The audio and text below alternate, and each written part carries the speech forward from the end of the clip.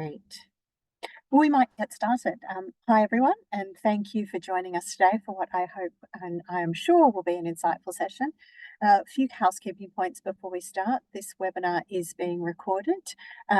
Thank you to everybody who submitted questions ahead of the session. We'll look to cover those in the conversations that we have and also address any specifically. If you have any other questions today that you would like to pose to the panelists, please put them in the chat box, which for most people is down the bottom of your screen, and we'll get to those sort of throughout the webinar and make sure we have some time at the end for questions. I'm Kate Stone. I'm the Head of Philanthropic Giving here at APS, and I wanted to start by acknowledging the traditional owners of the lands on which we're all meeting today. I'm on the lands of the Gadigal people of the Eora Nation, and I want to pay my respects to elders past, present and emerging. And I'd also like to extend that acknowledgement to all First Nations people connected to the lands on which we're all find ourselves right now. Recognising that First Nations communities have cared for our beautiful country and delicate ecosystem for millennia, and they hold knowledge and practices that have seen the country and people flourish and survive through countless natural disasters over the course of time. From fires and floods, earthquakes and war, I think devastating crises seem to be on the rise, and they certainly call for complex solutions in sort of most swift circumstances. And really, as the frequency and intensity of disasters escalates globally, one of the things we wanted to explore was how givers can understand and effectively fund in the kind of crisis and support space.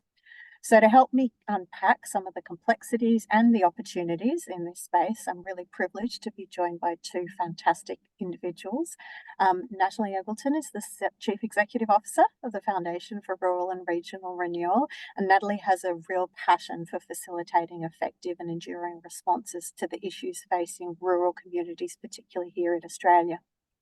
Tony Stuart is the CEO of UNICEF Australia, and he's an active member of the Australian social impact space, having, amongst very many roles, served as the chair of the Australian Charities and Not-for-Profits Commission Advisory Board for several years, and he also chaired the NFP Advisory Board to the National COVID Commission back when we had to do all of that. We were talking earlier about how we felt a little bit COVID-y doing a webinar again. So welcome, Natalie and Tony. Thank you so much for joining us today and for your valuable experience. If I might start, both FRRR and UNICEF are really large organisations with, I guess, multifaceted missions serving communities in Australia and internationally in very diverse contexts. And disaster response is, I guess, part of what you do, not necessarily everything. So perhaps we could start with a brief overview of each organisation, what your broader mandates are, and how disaster work fits within those broader mandates. Natalie, I might get you to kick us off if that's all right. Thanks. Thanks, Kate. Great to be here. Yes, so FRRR is a national philanthropic organisation. It does have a very broad mandate and remit, which is essentially to strengthen the resilience and vitality of social and economic dimensions of rural, regional and remote communities in Australia. It was founded in 2000 as a partnership mechanism to enable giving through particularly a partnership between government, philanthropy and business. So we have a fairly unique structure in that sense as well. And I guess we do three things really. We provide grants to community groups and not-for-profit organisations at quite a grassroots level in rural, regional and remote Australia. We do capacity building work, and that cuts across a range of different approaches, which I can talk to a bit later.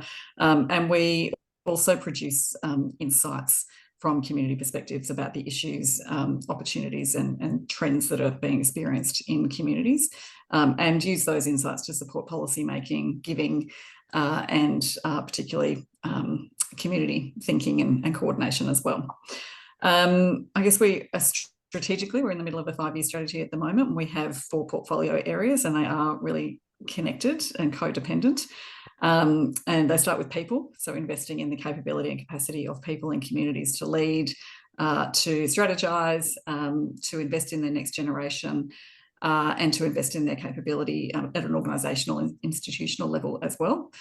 Place, obviously, regional communities are made up, and regional Australia is made up of many, many places, and they all have a lot of similarities, but they each have unique characteristics as well that require unique responses. So we take a very contextualised approach to our thinking and work. And then disaster resilience and climate solutions are the final two in our portfolio of work, and they obviously are very interconnected, but have different threads to them as well. And in our disaster resilience and recovery portfolio, we take a really strong focus on resilience and recovery, and a longer term and more systemic lens.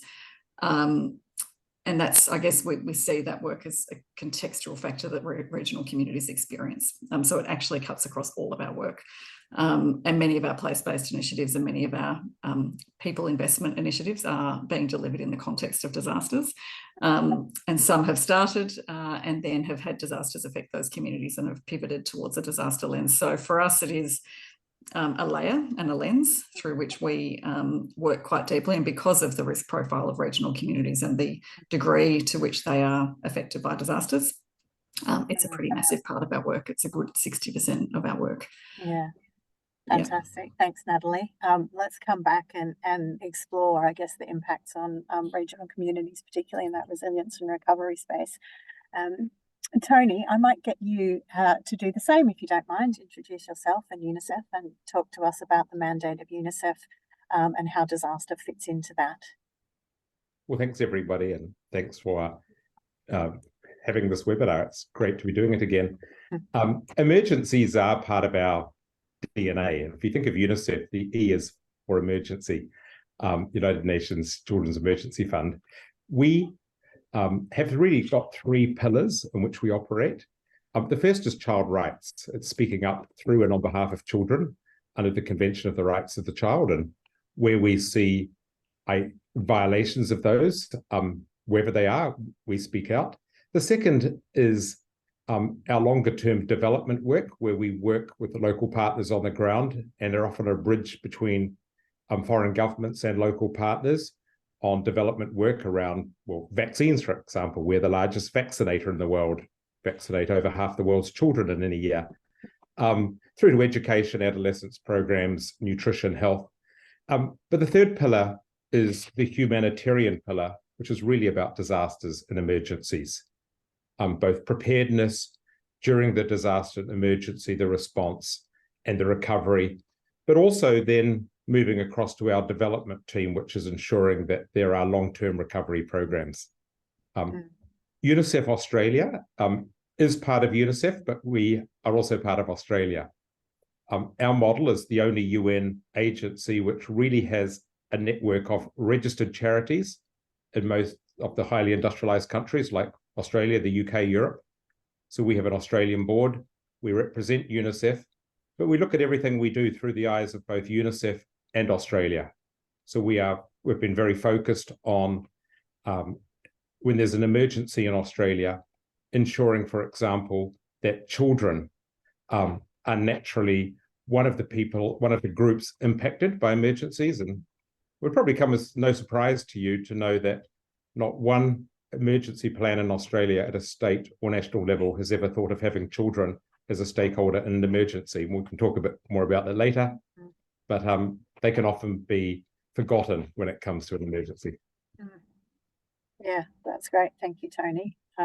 We had a mental health webinar a while ago that was talking about the lack of consultation with children in the mental health space. So it's definitely something, I guess, that occurs across the spectrum, doesn't it?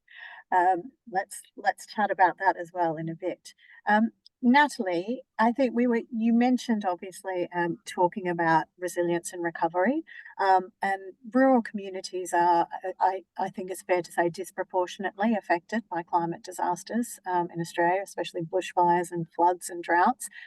How does actually being rural influence the outcomes for communities during disasters? And if I can ask a two-part question, to what extent do other Australians in non-rural communities be aware and understand the differences and what can be done, and certainly the work that FRRR is doing in the space? Thanks, Kate. It's a great question, and to a degree, I feel like I take it for granted that it might not be known because we live and breathe it, and I live in a rural town.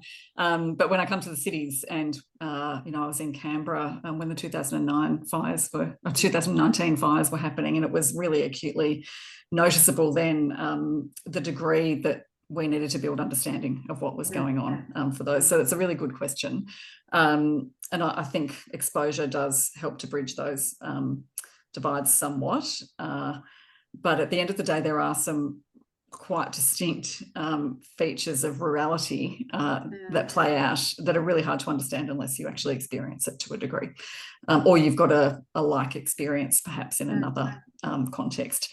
So one is around isolation.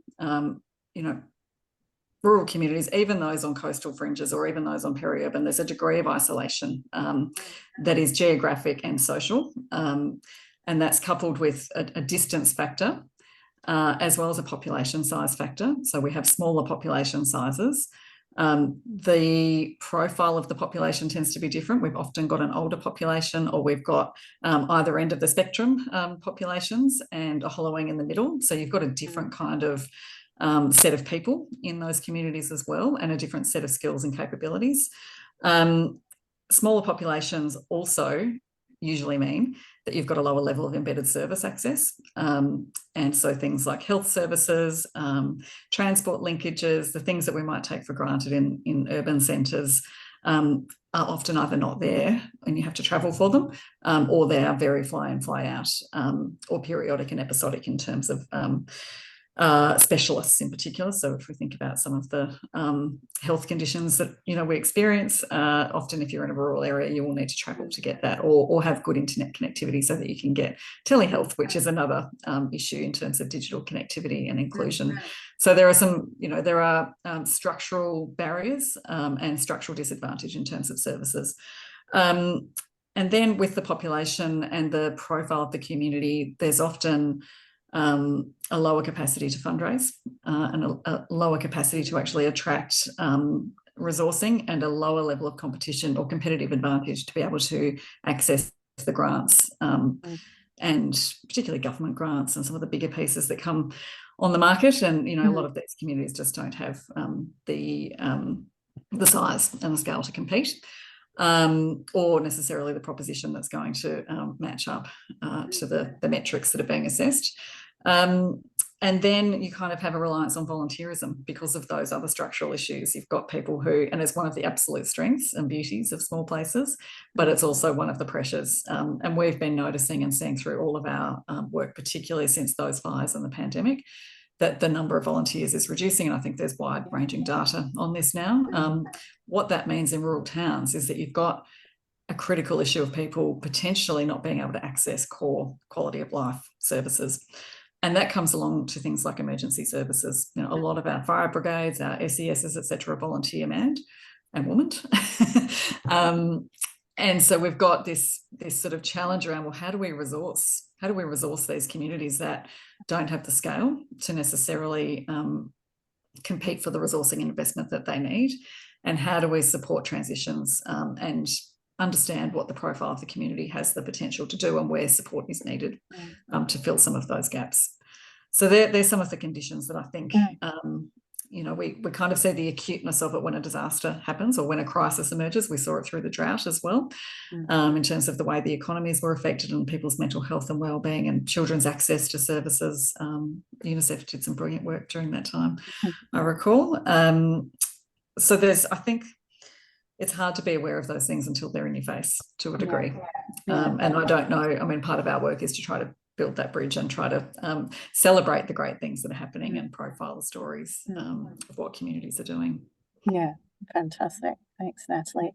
I think there's it seems really strange to pull some parallels from what you were talking about in terms of the profile of communities and the engagement, the ability of communities to be able to support their own communities and get emergency services in. But in my mind, which might be a bit strange, it's kind of a nice link, Tony, to ask you about the fact that when we have global disasters, they're all very, very different. But to what extent do you see sort of, I guess, standardized protocols and standardized experiences of communities in terms of response? And then, what do you think is missing from the mix or from the process or principles in the implementation of responses to large-scale disasters? Thanks. So I was going to say, I wish it was an easy question. This is a very complex question, in that in every emergency, there are always communities impacted. But then there's often district authorities, state governments, national governments, whether this is home or abroad. Sometimes national governments will ask for humanitarian aid. Sometimes they won't ask for aid, but they will accept aid if it's offered, but they don't want to be looking to ask for it. So not everything we read in the paper is often real when it comes to which countries accept aid. In the case in the Pacific recently, where we've got a very good cluster system, where it's all coordinated with the NGOs and the not-for-profits who can do what role. And for those who don't understand a cluster system, it's something I thought was missing amongst charities during the bushfires and the floods. We all mean well, and we can all follow our mandates. But really, and I think there's a role for a clusterer, for example, under children, one agency which coordinates and does no service delivery themselves, but coordinates the interactions to make sure a family isn't having their door knocked on 3 times a day by people meaning well and charities meaning well and 3 different mental health providers. In fact, UNICEF often switches between being a service delivery in an emergency to being the children's clusterer, coordinating others, as recently with some disasters in the Pacific. But just as you get that right, geopolitics plays up, and the French arrive with a frigate, and the Australians, and the Americans, and the Chinese, and the Japanese, and suddenly there's a port with 5 frigates out there, thousands and thousands of plastic water bottles, and nobody knowing quite what to do. And when geopolitics will often catch up, or when there's a disaster, a country may invite friends of that country in before others. One of the great things about UNICEF is we're seen as very neutral, bipartisan. We have to work with the best governments in the world and the worst governments in the world. We wouldn't be in 190 countries if we were just in countries which were warm, wonderful democracies. But we get on the ground and we've got one mission: to help save the lives of children. And traditionally in an emergency, that was physical safety and physical survival. More and more, there's mental health. There's the mental anguish after our bushfires. There's the mental anguish of when there's conflict in children, where once upon a time, schools were a no-go zone during conflict, not anymore in hospitals. So it's very different things in emergencies, but in terms of a standardized approach, the UN does have a very good cluster approach. I think we could do a little bit more of that here. In a previous life, I was the CEO of Sydney Airport, and I looked at the emergency plan for a fatality. And when you run an airport, there is only one success measure, no fatalities on your watch. Everything else is incidental. And yet I could see the emergency planning in Australia is wonderful for fire, police, SES, army, emergency authorities, but no regard to families of, if a plane is missing, where are those families in other airports or waiting at home? What happens if there were children survivors? Who would provide them? What sort of support? We're very focused on the first responders in a lot of our emergencies, and not necessarily of the direct and indirect victims and people impacted. And I think that's where we could create a much stronger coordination in our emergency activity of those impacted and those helping the response. Just a little bit more coordination. Yeah, that's a really great point, Tony. Thank you. And I think, Natalie, I might just ask you on that point. Have you seen examples of where that idea of the clusters or the collaboration between local organisations and communities has worked really well in disaster situations?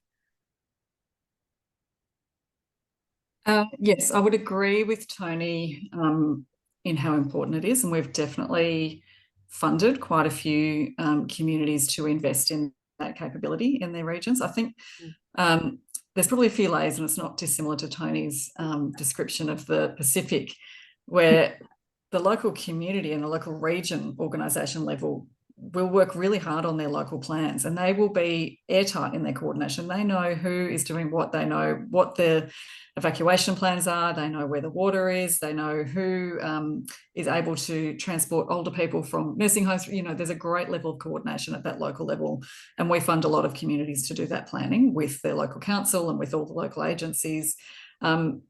The trick is when a disaster strikes, often the others come in and run over the top of that process. And that's the piece that we need to work on. And it happens every time with the best of intentions, with all of the policy discussions. I believe Tony and I have been in many, many policy rooms where we've had these conversations. How do we do this better? And so some of the work we're doing, we've got some place-based initiatives, and particularly one of relevance here is called Disaster Resilient Future Ready. And it's a community-led resilience kind of approach, but it is about authorising community voice in the formal emergency management systems fundamentally. And that's the piece that's kind of missing, is how do you actually get the community level and the community plans embedded at the more formal emergency management level. So when it gets into the regional and the state and the federal level, so that that's the resourcing base that you bolster, and that's the resourcing base and the knowledge base that you start with, rather than coming in and creating a whole nother coordination mechanism, which is often what happens. So I think coordination is one of the most vexed challenges in this field, particularly natural disasters. Climate adaptation and mitigation efforts are a bit different. But I think we're seeing not dissimilar things happen in the energy transition space, interestingly, as far as the ability for communities to drive that agenda. Fantastic. Yeah, I think it's a common theme that we all know that communities know best what they need, and then it's about how do we actually resource that and give them voice and agency to be able to kind of deliver into their communities. We've touched on, I think, resilience, and it's sort of resilience building has become a little bit of a catch cry when we talk about disaster preparedness and recovery and response. What does resilience building actually look like in practical terms in communities? And perhaps you can provide a live example on what that looks like on the ground. Tony, would you like to take that question first? Certainly. Well, certainly with resilience, it's preparing a community for and after a disaster, which is a lot of education. And Natalie talked about climate adaptation. In the climate space, it's for all the right reasons, it's been dominated by climate mitigation. But Natalie mentioned climate adaptation. That's something actually that our team was working with the Australian government at COP just a few weeks ago to get reporting measures around adaptation. Learning how to do things smarter and more resilient to be able to withstand and recover from an emergency in a climate-related space is something that we've been having a lot of partnerships with philanthropists in the region. I'll give you an example. I was in Timor-Leste recently. Now, we know Timor-Leste is prone for climate-related disasters, but there has been problems around drinking water, accessibility to drinking water, landslides, mudslides, teaching communities how to grow the right vegetation, or how not to cut down certain vegetation, becoming much smarter at adapting to the climate situation around them, having backup ways around water, electricity, solar. All of this is less about mitigation, but more about adaptation. And if we can do that community by community, ensuring that climate education is some of the programs that we're funding, and where we can't get them into the curriculum, having them taught extra curriculum. These things will make a big difference with our neighbours who are watching rising sea levels. They're watching heat like they've never seen before. But at the same time, they need to be empowered and educated. And we find that adolescents really thrive on this. Climate is the #1 issue, not just of Australian children, children across the Pacific. But the more they can learn about how they can adapt themselves and their own communities and teach their parents. So this is where we've been working on partnerships in that space. Fantastic, thank you. It's one of those both scary and wonderful things that you see adolescents stepping up to the plate and being really involved and engaged in their communities, I think, and driving forward not just the mitigation but the adaptation. Natalie, have you got an example of what resilience and resilience building looks like in communities in Australia? Yes, plenty. In fact, when I was preparing for today, I thought, how on earth, where to start? I guess just to pick up on the definitional piece, we take a pretty holistic view of resilience and pick up on some of it comes from an ecological field, and it's really about the balancing of different dimensions to enable a system to withstand and bounce back from shocks and disruptions and stresses. And in an ecological sense, that's about biodiversity and having ecological balance. And if you apply that to a community setting as well, or a place setting, there are dimensions that need to be balancing and having the right levels of capacity in them so that they can cope when things happen. And not just cope, but actually bounce forward and kind of, I think of it as quite a stretchy capacity. And so that's across, social, built, environmental and economic systems within communities. So when we think about if we're looking at resilience funding, for example, or funding initiatives and supporting communities with their resilience building initiatives, we're looking at the dimensions and how balanced they are, and we're looking for multiplier kind of effects of projects so that they're going to be strengthening those things in different ways. And again, the Disaster Resilient Future Ready program is probably the one we're doing the deepest work. We've been working in 3 Victorian communities, and we're just starting work in the South Burnett and the North Burnett region in Queensland. And supporting communities to have conversations is probably where we start.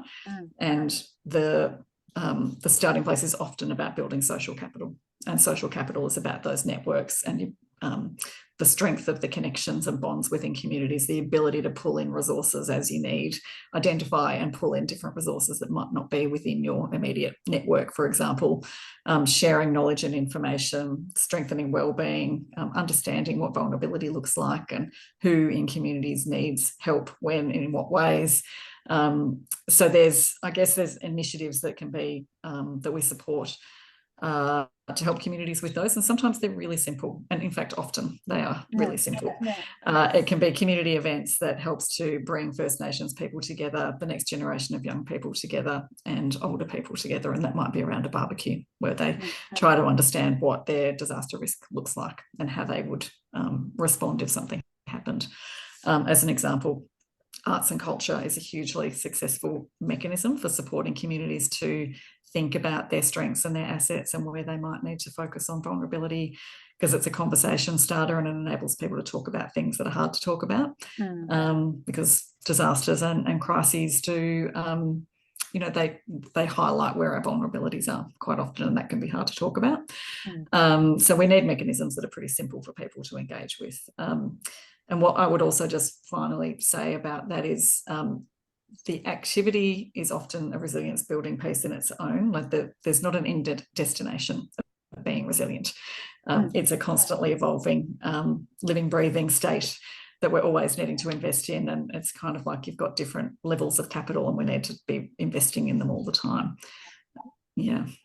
Fantastic. Thank you. Yeah, I love the idea of thinking about arts and culture and activities that people can engage in that don't necessarily feel like a formal we are getting to resilience, but it's a way that the communities can connect and create that together, which I think is really fabulous.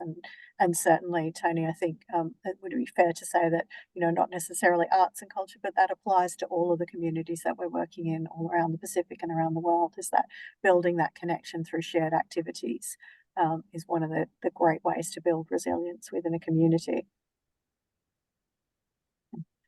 We might just switch tact for a little bit, because I think over the course of of your leadership, and you've both been, at the head of your organisations for a while now. Could you share a significant innovation that you observed in the practice of disaster, be it response, management, recovery, resilience building, adaptation, any of those angles?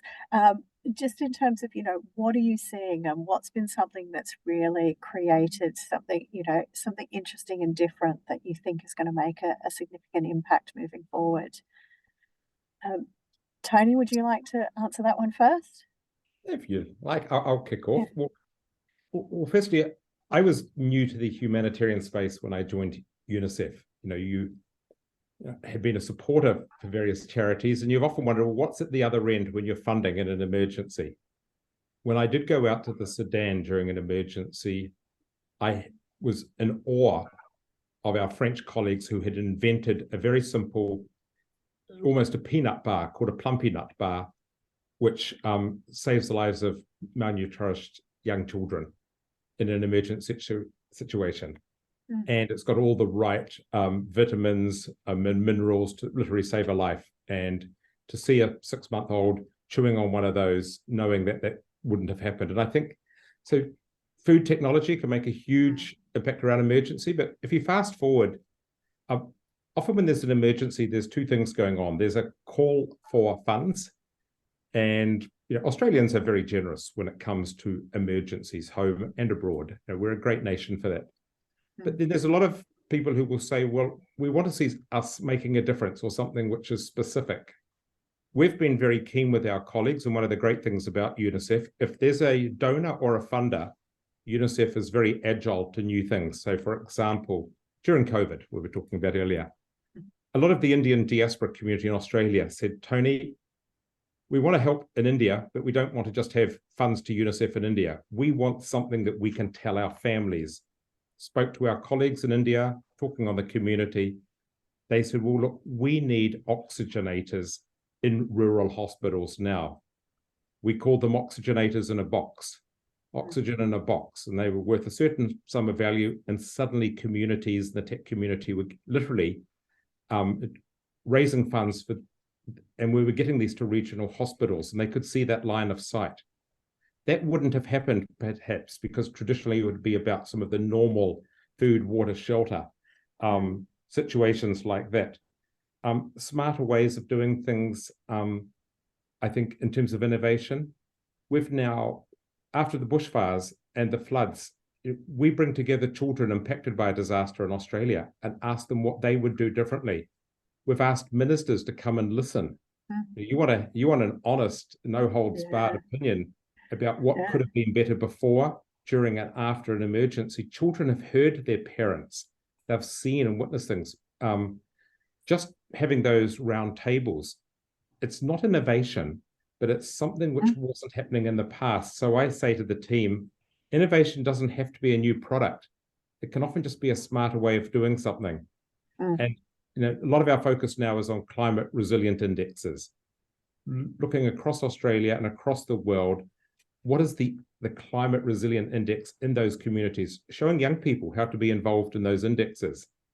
Not traditional innovation, but for an empowered group of young people, they feel that they're making a difference. Yeah, fantastic. And I'm fascinated to know what are the things that young people think could be better with our response in Australia. And a lot of that is more support to their parents. Children will often put themselves last, and they will see the mental health and suffering of their parents, where insurance companies are mucking them around or other things. And one of the things you really appreciate about children is how they will think about other children and their families and friends before themselves. Fantastic. Amazing. That's great. Thank you. I love the idea of innovation not just necessarily being a physical thing, but a different way of working in the space. That's a great approach. I'll just finish off before Natalie, that one which I'm so proud, Australians helped fund our first drones for vaccines a few years ago, vaccine trials across the Pacific. But now those drones are being used in emergencies to gather data quickly on what's happening on the ground, whether that was recently in Guatemala or in the Sub-Sahara, to be able to give authorities quick information. Overseas governments don't have that technology to deploy drones in emergencies. Incredible for data gathering. Yeah. Something I'm surprised we're not doing more of here. Yeah. Amazing. And I think we might touch on, how we monitor and how we kind of set metrics and outcomes and how we measure all of that in a little bit. And certainly, obviously, drones are a huge, huge benefit in that space. Natalie, did you have an example of innovation that you're seeing in communities? I think I was a little similar in thinking about this question to Tony. I think there are innovations that happen on a technical front, in our response capabilities, etc. There's a really huge amount of science and innovation happening in that side of things. When I think about community resilience and the kind of recovery and resilience space, I actually don't think there's a lot of innovation, and I'm not concerned by that. Yeah. What I think there is a lot of iteration, and there's a lot of evolution. And at the end of the day, most of what works is really good community development 101. It doesn't have to be rocket science, but it does have to be done well, and it does have to, follow really good principles. And so when the things that are working kind of are the things that go back to some of those basic principles about engagement, participation, inclusion, shared decision-making, shared governance. Because at the end of the day, when we're talking about a disaster context or an emergency context, it's about protecting lives, and it's about protecting nature. And the work that needs to be done before, during, and after is fundamentally about planning and coordination, and about information flow, and about making sure that we're using all of the systems that we have really well. And so I think some of the things that have come up for me as really great iterations and adaptations has been things like energy security and energy supply. So when many rural communities are affected by a disaster, the first thing that goes is power. And if you don't have power, you don't have telecommunications, you don't have water, you don't have air conditioning, you have a whole range of vulnerabilities that are then exacerbated. So, innovation that's happening in the energy space is helping communities to set themselves up with either microgrids or having backup energy supply that they can use when a crisis happens.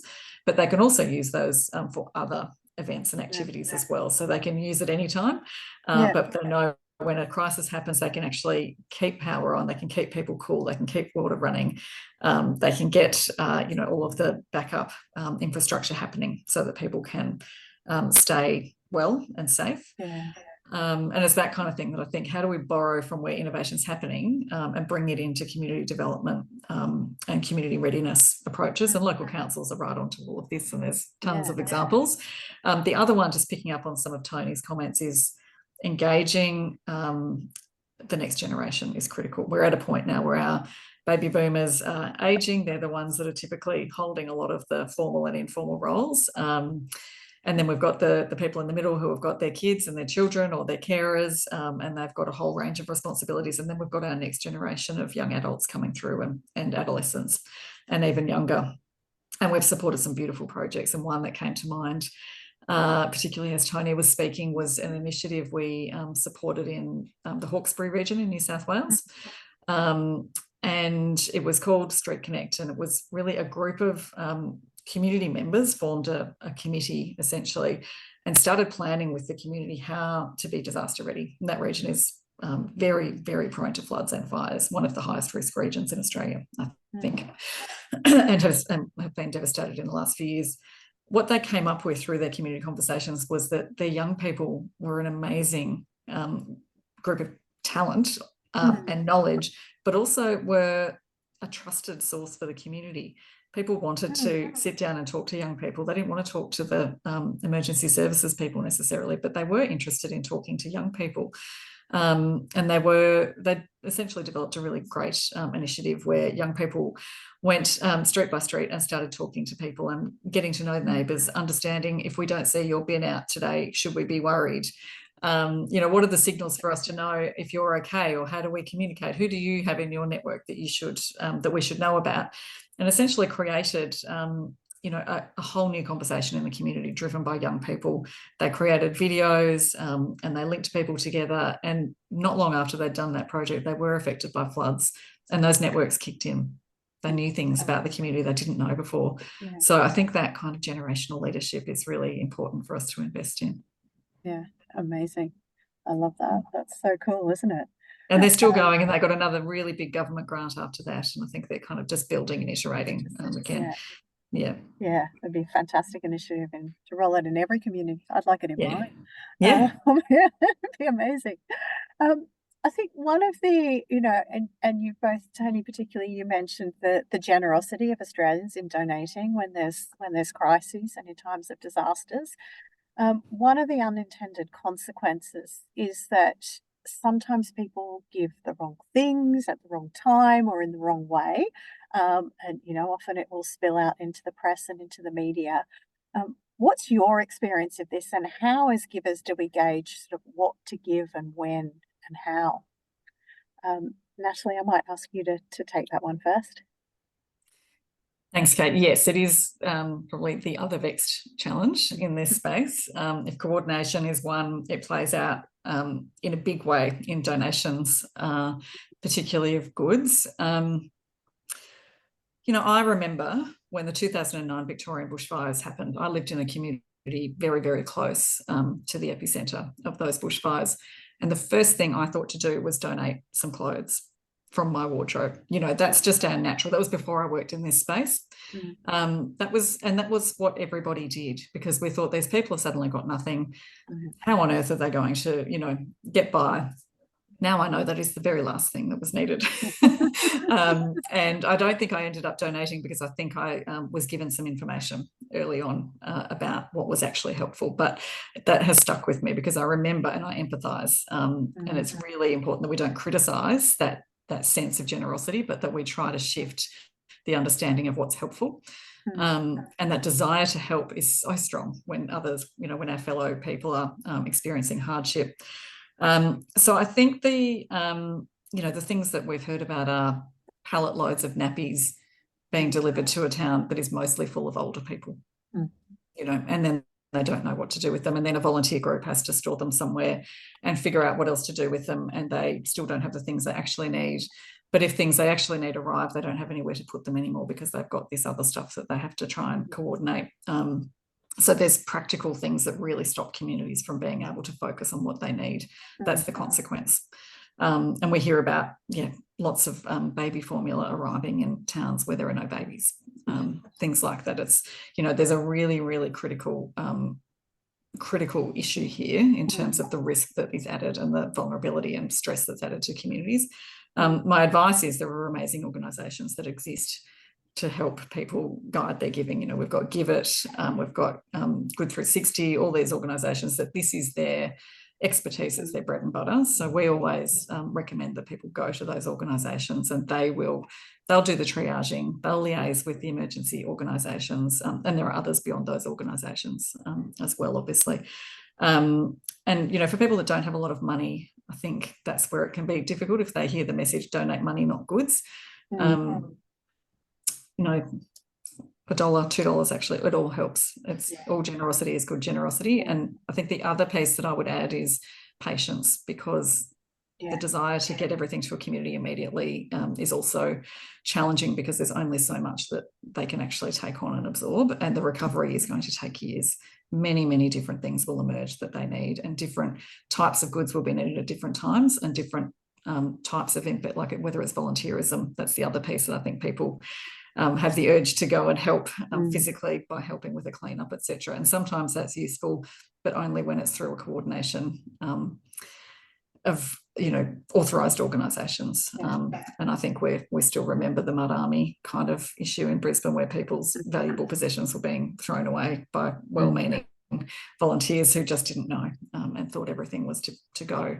So we just have to be very responsible and very careful.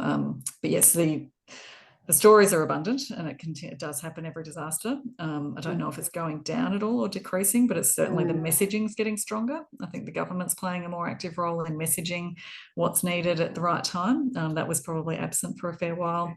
We've got a national agency now that can help with that when the states are overloaded as well, or where you've got a major sort of disaster. But yeah, I think just going through those authorised organisations and really understanding how long it's going to take and holding on for when the right type of help is needed. And yeah, fantastic, thank you. Tony, is the experience that UNICEF has, is that very similar to the way Natalie's talked about the positives and the challenges with that unintended generosity that we have? Well, Natalie's answered that question incredibly well in the local context. I think for overseas emergencies, it's things are a little bit more complex. In any emergency in the community, people will often think, how can I give my time, goods and services, or cash? Coordination of time, as Natalie talks, is a critical thing. I know several years ago when the earthquakes broke out in Christchurch and the terrible damage, I rang my university. I asked what could we do. They wanted to form a student voluntary army to help people. I know a little bit like Brisbane, but it was coordinated with the authorities who realized that, if we're going to have students, let's coordinate them, let's make them work. And literally we funded the shovels and the trucks, and that went on to Mexico, Japan, disasters all around the world. But it's taken a long time for SES to realize they can't be the only volunteers. There needs to be young people want to be involved, give them a role, coordinate it, work on things like that, because there will always be some who haven't got goods and they haven't got cash, but they've got time. And finding the right use of that time is so important. Moving on, Natalie's talked about goods and services, and during COVID, we had so many wonderful Australian organisations wanting, pallets of certain goods for PNG or Fiji. These are very difficult. You have to get these things through authorities. What happens if that product is tainted or past an expire date? Where does the liability lies? It was much more complex being able to take physical donations overseas, much easier to coordinate through our government.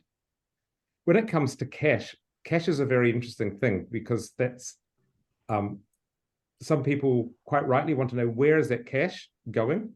Is it going to an oxygen in a plant, or is it going into water or sanitation? But often the authorities on the ground have to work with those communities, and we need flexibility. In the case of many emergencies, and I'll give you the Ukraine, one of the best things we could do, and we are doing in the Ukraine, are small cash transfers to families who can buy bread from their local baker this afternoon.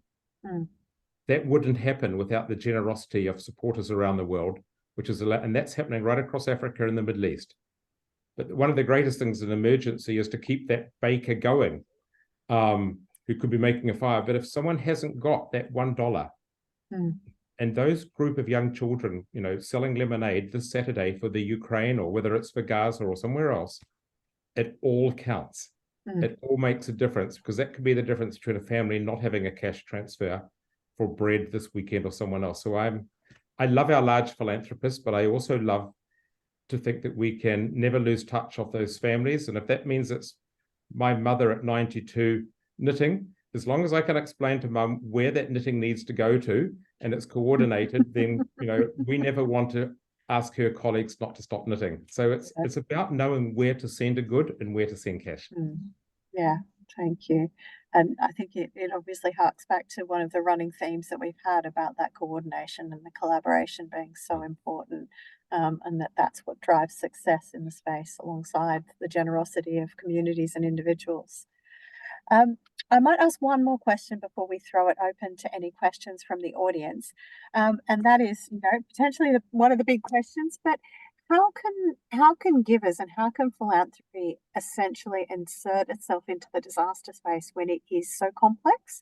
And what sort of things can we look at? Sorry, I moved my camera and you got half my head there. That was silly. What sort of things can philanthropists look at in terms of disaster and their role that they can play? Natalie, would you like to respond to that one first? Sure. One of the terms that we hear described in philanthropy is patient capital and risk capital. And I think that applies in this context particularly the patient capital side. There's often a pressure to get money out quickly, to support the needs quickly, which is absolutely right when there's a crisis. But what philanthropy, there's a lot of chaos, to be honest, in that kind of crisis space. There's a huge amount of activity going on and lots of money flying everywhere, and or not, depending on the crisis, to be honest, because there are some that don't get any attention at all. I think what philanthropy can actually do really well and really contribute to a big shift is to work the long game, to support preparedness and medium to long-term recovery, because those are the ends that really don't get a lot of attention. There's very low visibility, particularly after a disaster 12 months on. Usually something else has happened that has well and truly put that off the map. And, you know, we've seen that many times in communities where our support is there when most others, especially the government funding, etc., that needs to move on to other issues, and the resourcing of local organisations is kind of needing a real bolster. And often, you know, the great work that's done in the first 12, 18 months by NGOs and all the other agencies that come in around a community necessarily peels off as well, depending on the scale. Sometimes it'll go for longer, but in that sort of, you know, 3, 5, 10-year period, communities are still going through a lot. There's a lot of long-term trauma. The layers that and the sort of phases that communities experience that recovery in are really different for different communities. Young people experience delayed trauma quite often. Tony and his team would know far more than I about that, but it can show up, you know, a bit down the track. So that patient investment and being able to walk alongside communities, and with that you need trusted partners who you can work with as well, trusted organisations that are really good at that and can support either organisations, place-based organisations in communities, or intermediaries that are doing really good work in that space as well. And I think that preparedness is a similar piece. Preparedness is interesting because a lot of questions I'm asked frequently across the board are, how do we know if it's worked? How do we know if what we've invested in has actually built preparedness? And we kind of don't know. And we don't want to wish a crisis to know. And my answer to that is, it's never a bad thing to invest in, because preparedness for a crisis is preparedness for everything, and will strengthen a community no matter what. And in that sense, it should actually have a systemic approach, and it should actually have systemic benefits where we see the ability for communities to drive solutions on a whole range of other things that may reduce their need for funding in other areas, or may see them doing more smarter, better, more iterative things in different spaces. So it's never about investment, and philanthropy is perfectly placed to support that, because it does enable testing new things. It enables a bit of creativity. It enables learning, essentially. And I think, you know, philanthropy is at its best when it enables that. And it's very few others that can do it. And I think, yeah, just really, I think filling the gaps isn't the right term, but there are a lot of regions that are affected by disasters that never hit the headlines and don't really see anything like the kinds of appeals that we see in larger events.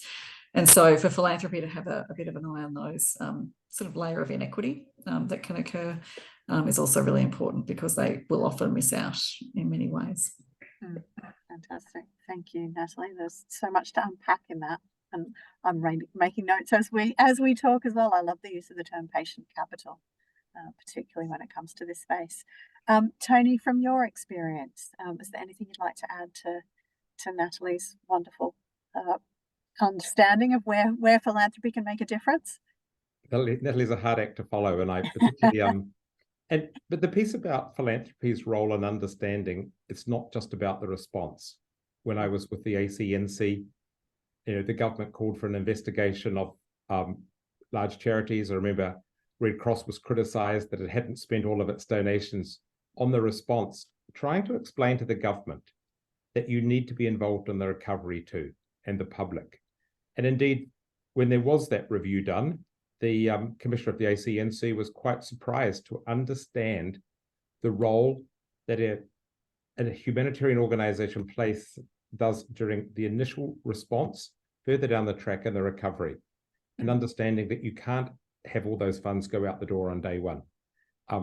We've got an awful lot of silent emergencies around the world now. A colleague of mine said yesterday, Equatorial Guinea, for a few $100,000, they're going to have to close down their education program for adolescent girls because there's just no funding. When the media loses spotlight on the Sudan or loses spotlight on something, people forget philanthropy can be the difference between saving children's lives or not around the world. And I look at the world global brands. There's sort of about 6 brands in 190 countries. 2 that I'm the most proud of, Red Cross and ourselves, because the other brands, they're great telecommunication brands or brands around Coca-Cola and things like that. But the 2 of us are there to make a difference to adults in an emergency, and Red Cross, in our case, for children during an emergency and beyond an emergency. Without philanthropy, we literally couldn't do so many programs around the world. Some philanthropists want to see these things low-key. Some see the importance of family philanthropy and showing generations that your balance sheet as a philanthropy family is not necessarily the amount of assets in the PAF or not necessarily the corpus. It's the impact and difference you're going to make and your children and their children on seeing what that foundation is doing and has done. And so sometimes it isn't a return on investment, as I'm used to in my private sector world. But when I'm in Timor-Leste, when the Australian government is talking about its investment in Timor-Leste, they completely forget the investment that we are making, all of us across philanthropy and not-for-profits, into the investment into children, into communities, into education, into health. Those investments into strengthening communities, to me, are as much as important as an Australian company deciding that it's going to do trade or invest in a mine in a place like that. And I sometimes think that the greatest investment we can all give is investing where others can't see it, but where the need is the most. And that will be happening right under our noses in Australia, probably in Lismore a year later, in some areas, but it's also happening in the Pacific. And without philanthropists, that work wouldn't be done. So you're such an important partner, the philanthropy part, when it comes to emergencies. Fantastic. Thank you, Tony. Now, I'm conscious of our time and we haven't left much time for extra questions because we've been having such a wonderful discussion. If anybody does have a quick question they'd like to pop in the chat, please feel free to. I might just give people a second, but one question that has just come through is, where can philanthropists go to stay updated on opportunities to support those kind of quieter, needs or things that we don't necessarily hear about? I would suggest that, if I can start off, I would suggest that both organisations out here and some of the organisations that we've mentioned in the conversation today are good sources of information about what's happening. Is there anything else that you would like to add, Natalie or Tony? No, that's fantastic. Yeah. Always happy to have a chat. It depends on interests, but we can certainly help people to connect in with different mechanisms. And the same thing, just come and have a chat.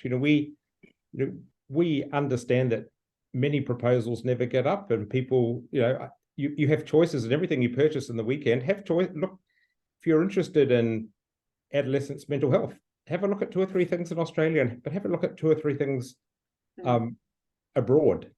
And it's amazing how a little bit of money can go a long way in some of these spaces, and you can literally create partnerships which wouldn't exist. Fantastic, thank you. Well, given we are at our last minute, I just wanted to wrap up firstly and say thank you so much to both Natalie and Tony for your time today. It's been a fantastic discussion, and there's certainly, I think, a lot of takeouts that I've gleaned, and hopefully the audience have gleaned. I think the importance of listening to communities and the the contribution that children and young people can make, not just in terms of their ideas and their opinions, but actually the contribution to the whole spectrum of preparedness and disaster response and recovery and resilience. The idea of patient capital and understanding that some of the need will not just be at the immediate crisis, but in the longer term, and the fact that whilst we can't necessarily measure preparedness, we know that it's going to have an impact and it will benefit across the spectrum. Certainly some of the things that have resonated with me, I'm sure everybody else has their own. So just as a last thing, we always ask people to give us a little bit of feedback on these webinars to make sure that they're relevant. So there is a link in the survey. We'll be sending out an email following up from this session. And obviously, if you have any questions or anything that you wanted to ask but didn't, please don't hesitate to get in touch. So thank you, Tony. Thank you, Natalie, very much. And have a wonderful day, everyone. Thanks, Kate. Thanks, everybody.